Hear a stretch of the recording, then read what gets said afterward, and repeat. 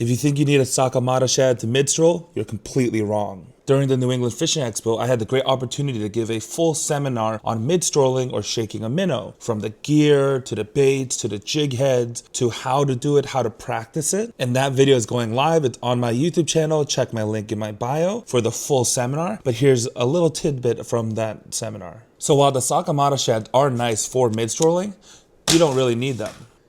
As long as you understand what you need to look for in a bait that makes it a good midstrolling bait, you can use any kind of bait. First, we want a bait fish profile. Because the midstroll is designed to imitate a type of shad or some kind of bait fish, we want our bait to have a silhouette similar to a bait fish.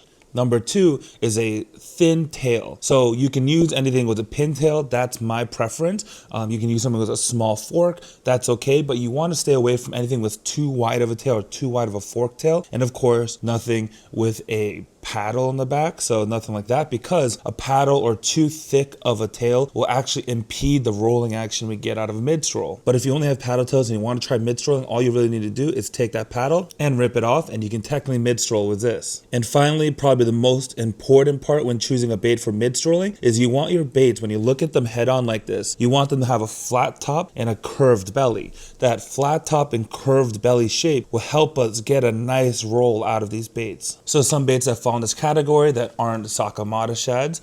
So some baits that fall into these categories is the Crush City Freeloader, the Crush City Mooch Minnow, which are already pretty popular for midstrolling, but also the zoomed wing fluke, which is just a 4-inch dupe of the Sakamata shads, but they're cheap and they work really well. And of course, the Aros Roll shad is the one here. We put a little foil in ours, which just makes them really nice and shiny, but they're designed for midstrolling. For the jig heads, I like going as light as possible. So 1/32 ounce, 1/16 ounce, 1/8 is almost too heavy, because you'll notice if that jig head's too heavy, your bait's just gonna be falling straight down too quickly. You want a light jig head so you can present this very slowly on a light shake to your bass. And to show you don't need all that fancy gear to midstroll, here's a NetBaits lollipop, and it's a lead, like a 1/32 lead jig head that goes into the lollipop. And something really important with any mid-strolling bait is, instead of putting that jig head through the middle of the body, we want to have that as high up as possible. That's why the range rolls are really nice for that. But see this jig head, I put it as high up that plastic as possible. That keeps the center of gravity high on this bait, and it'll give us a nice roll. But I go through all this in much more detail in my mid-strolling seminar on my YouTube channel now at Hobbyist Fishing, or check the link in my bio. So what are you waiting for? Get out there.